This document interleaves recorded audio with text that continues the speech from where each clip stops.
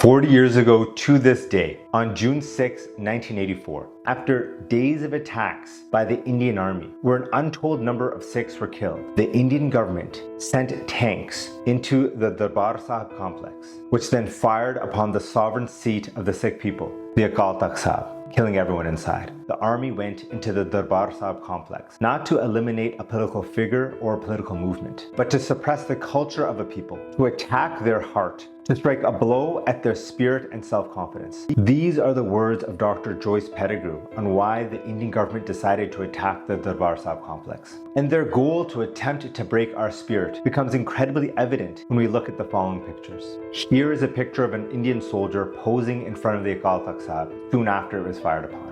Take note of the Nishan Sahib that is still flying. Now here is a picture of the Akal Takht Sahib after the Sikh Sangat was allowed back into the Darbar Sahib complex. Notice how the Nishan Sahib is no longer flying.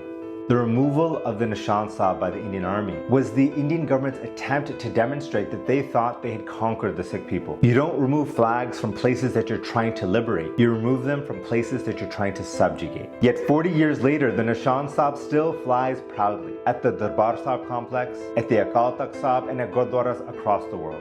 We still stand unbroken, despite the violence we have and continue to face at the hands of the Indian government. Today, let us all commit to never forgetting the Indian government's attack on the Sikh people in June 1984 and beyond. And most importantly, in the spirit of Sarbata Palla and Panth Ki Jeet, let us continue to stand against injustice in all of its forms, whether it's towards the Sikh community or any other community, wherever it may be.